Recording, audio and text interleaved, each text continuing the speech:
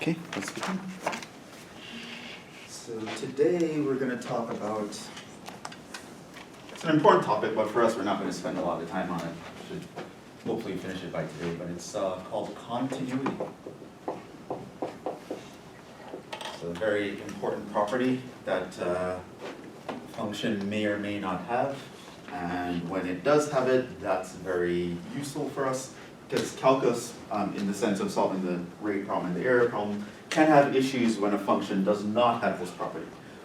So we're going to want to know when this thing occurs.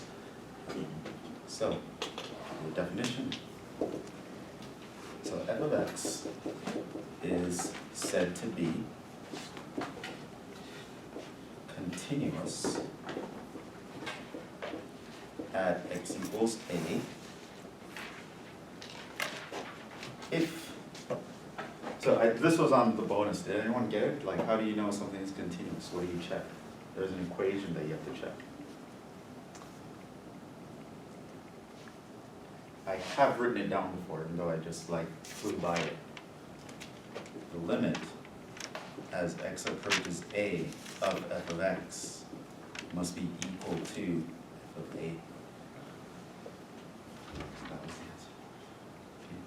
So as long as this equation is true, we say the function is continuous at the point x equals a. Definition. F of x is called continuous. This is just continuous in general. If it is continuous at every point in its domain. So there are two versions of continuity. There's continuous at a point, right? So at the point, right? So you can write that in if you want. But there's continuity at a specific x value, so you're really focusing on one point and you're just looking around that point what's going on. But there's also continuous in a general sense. So we can say a function is continuous if this thing happens everywhere in its domain. Right? Now, that's what it is as an equation. Intuitively, what does this mean intuitively?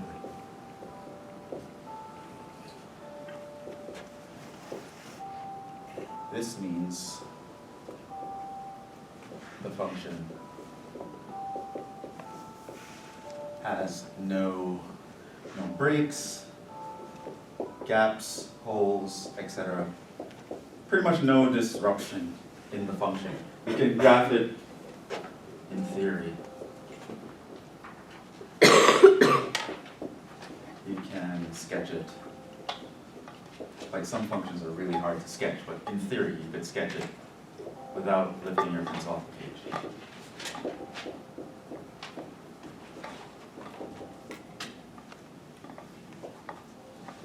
Right? So it just continues. You can sketch it and just keep going, and you'll never actually run into any problems. One thing I do want to mention though, this is not a definition. So there are times when I'm going to ask you, what does it mean to be continuous? I don't want you to be able to tell me, it means I can sketch it without lifting up my pencil. It's not the definition, right? This is intuitively what I mean by continuous. Means you can just keep sketching it, there's no holes, there's no break, there's no gap. There's no reason why you'd have to lift up your pencil and put it somewhere else on the paper in order to get the graph. So that is, continuous near A. So just as an example, that's at the point A. Versus if you look at not continuous near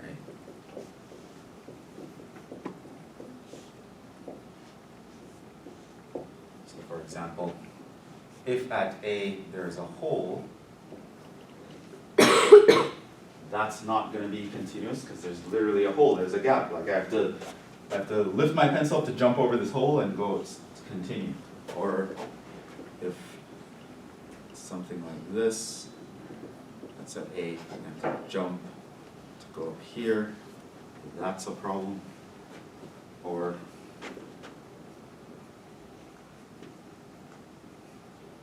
there's a hole, and then there's a point up here. That's a problem. Or something like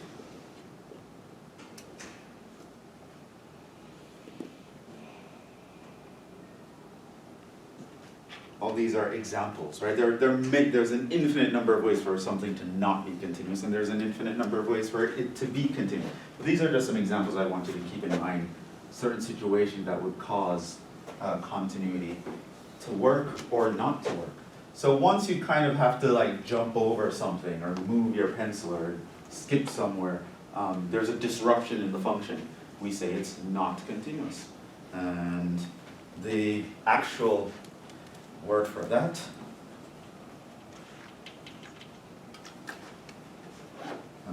we use the word discontinuous, like we normally use not continuous. So a function that is not continuous is called discontinuous. So we use the prefix dis. Now there are many types of discontinuities. We're not actually going to get into those in this class pretty much. But there are things like called jump discontinuities, removable discontinuities. There are many different ways you can have a discontinuity, but it's called discontinuity in either case. Now what I want you to appreciate is the following. That equation that I wrote down here, that very small equation, it turns out that it actually captures this intuitive idea very well. And once this intuitive idea of you can just keep drawing without doing anything, once that idea breaks, you can automatically see that, well, not automatically, you have to do some work, see that that equation is actually not going to work out. You will notice here that the limit as x approaches a of f of x, it does exist. It's actually going to be whatever this value is, let's call it b. But f of a is undefined, right? So notice if you're in the situation where the left side of the equation works but the right side doesn't, you get a hole. You'll notice over here that f of a is defined. In fact, f of a equals, say, b. Let's say this over here at b, call that c. But the limit does not exist as you approach a, right? Because the left side is c, the right side is b. You'll notice here that both the limit work, so the limit as x approaches a of f of x actually exists. It would be b, so that exists. And if you look at f of a, that also works, that is defined. Let's call that c. But they're not equal.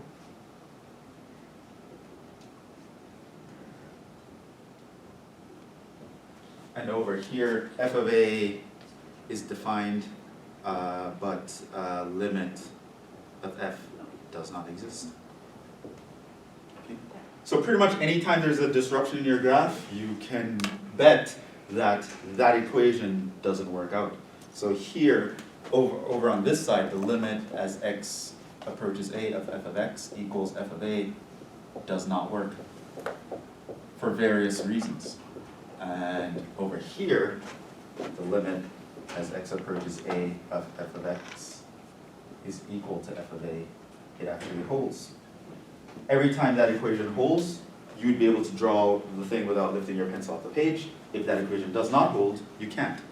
That's pretty much going to be it. So this is a very neat little equation, but it turns out it's actually pretty powerful.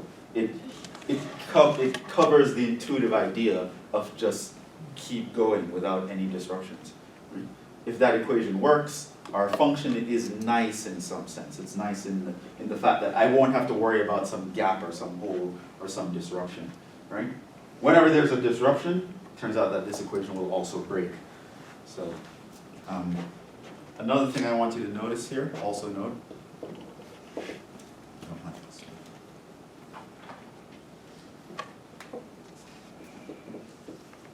Three things need to happen.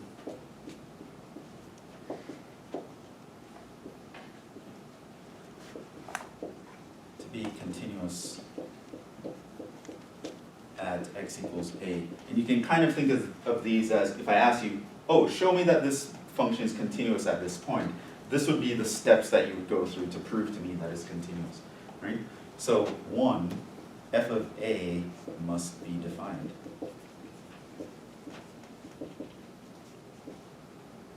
Right? And of course it should be some finite real number. You can't say f of a is infinity. That won't actually make sense. So the point should be filled in somewhere, right? So these have f of a defined, this one doesn't. So f of a, you must be able to get a value. I must be able to plug in and get a value for the function. 2, the limit as you approach a of f of x must exist. And also note that this means, where sometimes you have to actually look at it this way, the one-sided limits exist. As you approach from the left, it must be equal to as you approach from the right. And both exist.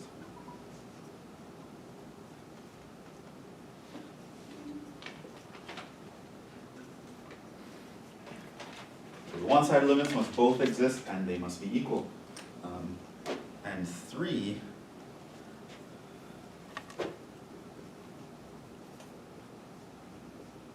the results of 1 and 2 must be equal. So if you want to check whether something is continuous at a point, you have to first check, is the function defined at that point? Yes. Does the limit exist at that point? Yes. Are those two answers the same thing? Yes. If the answer to all those questions is yes, the function is continuous at that point.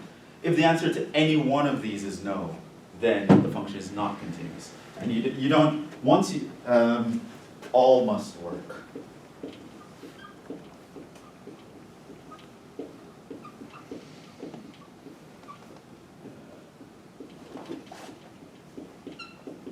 So if any one of these don't work, then it's fine. So it's not fine, right? So here, step 1 didn't work, it's not defined. Here, step 2 didn't work, not continuous. Here, step 1 and step 2 actually works out, but step 3 doesn't work out, right? Like at any time where you have something that's not continuous, it means one of those 3 things failed, right? So that's how you can talk about it in terms of an equation, but what does it take for that equation to actually work out? You can break that down into 3 steps, right? Function needs to be defined, limit must exist, and they must both give me the same value at the same point, right? Once all that works out, it means I can sketch it without lifting my hands off the page, and it is what we call continuous. And that means it has the potential of having calculus work out in some nice way.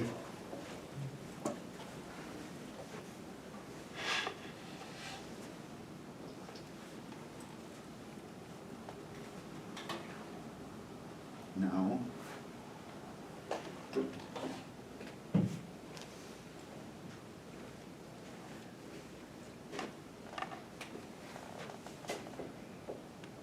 in calculus,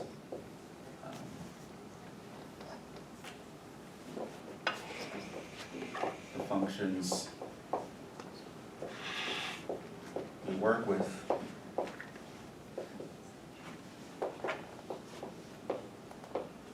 tend to be among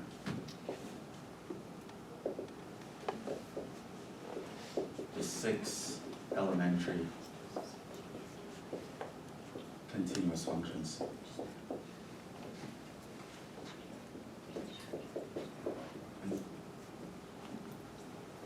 So you can think of these 6 types of functions as the infinity stones of calculus, right? We literally build everything up from these things.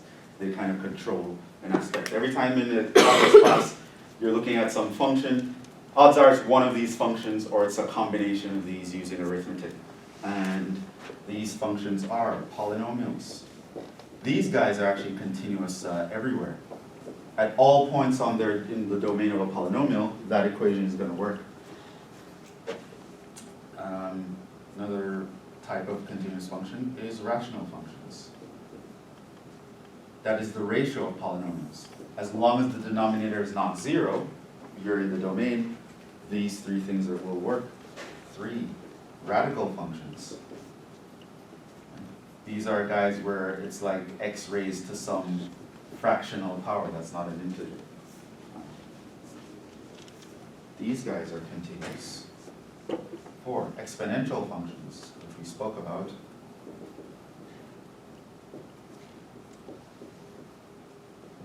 5, log functions. And 6, the trig functions. Now, the trig functions, remember, it's we're not doing them in this class, not in this class.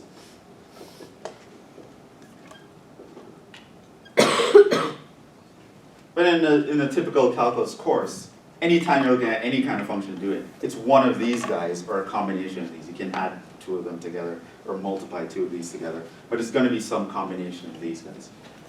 Those are the 6 elementary continuous functions. Everything that we will look at will be one of these guys. That being said, let's do some examples. So when it comes to continuity, what I would typically ask you is, where is something continuous? Tell me where a function is going to work out. Where are the following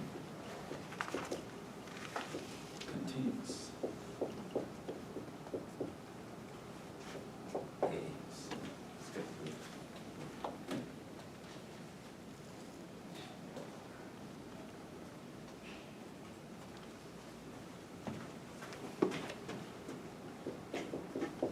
X equals x squared. E f of x equals x squared minus 4 over x minus 2 squared. C.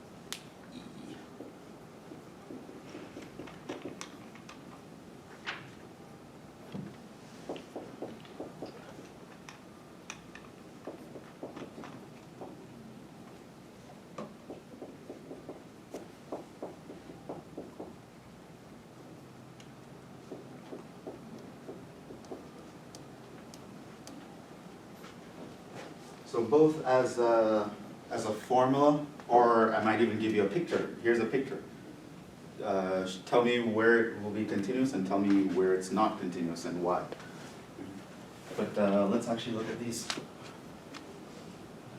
Where are these continuous? Now,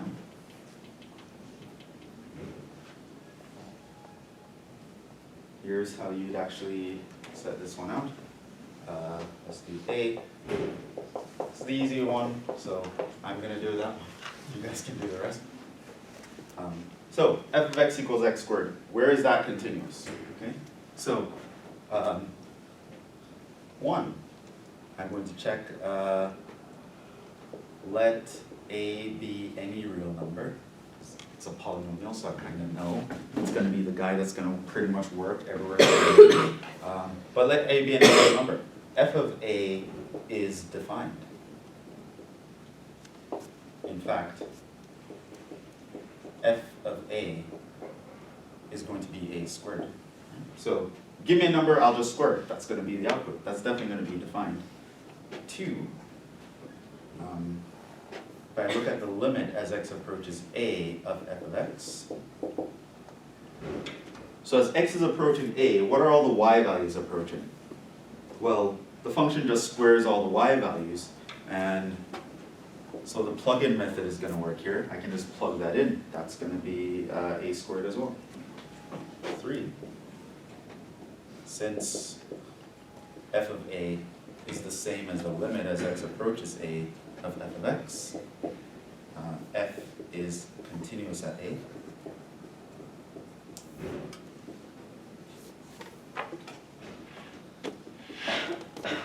And so f is continuous on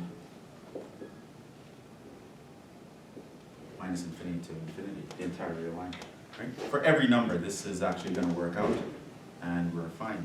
Another way you can say this is, quote, f is continuous everywhere.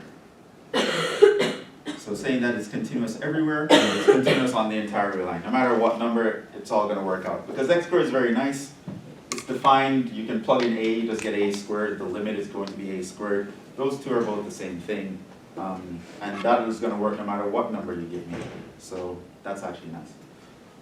So that's the easiest one. Okay. Now, try the same thing with this guy. What actually happens here? So 1. So one thing you can notice here is we can't divide by 0. You should know that. So if you just tell me that's our function, x cannot be 2. Now,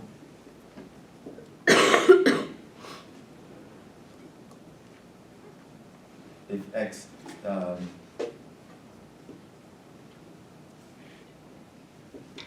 at x equals 2, what would actually happen here? 1. What is f of 2? Undefined. So now what does that mean?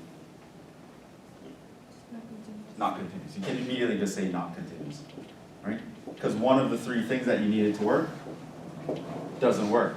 Not continuous at x equals 2. One thing you can realize is though, otherwise we're fine because it's just a fraction. So this guy's continuous everywhere except 2. And so this means f is continuous on, well, minus infinity to 2, union 2 to infinity. Everything in the real line except 2.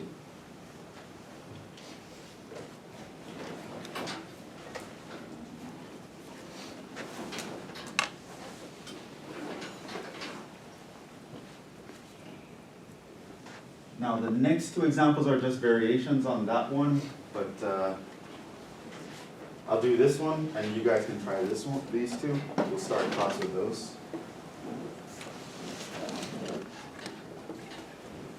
In the case of D, though, we modified this. We realized that 2 was a problem, so we can define it as something else. So if x is not 2, that's going to be our definition. But if x is 2, we're going to create the definition to be 0. Now if you look at x equals 2, what would you get? Well, 1, is f of 2 defined? What is f of 2? 4. 0. It's 0. Oh, right? I was When doing x is day. 2, I was doing day. yeah. That's it. 2, does the limit of f exist?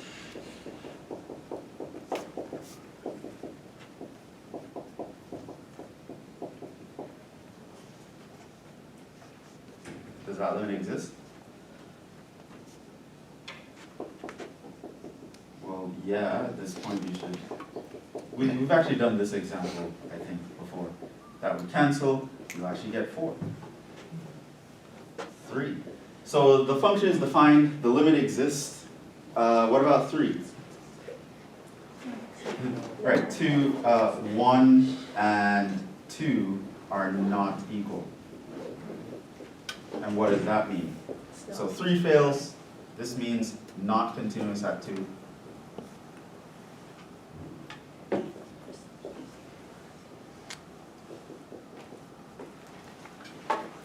Otherwise, we're okay though. So it's the same answer as this one.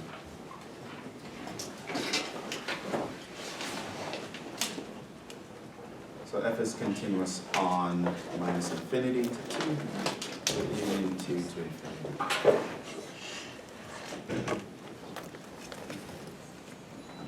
Try the same with these two, and we'll pick up there. I'm not going to do much more talking.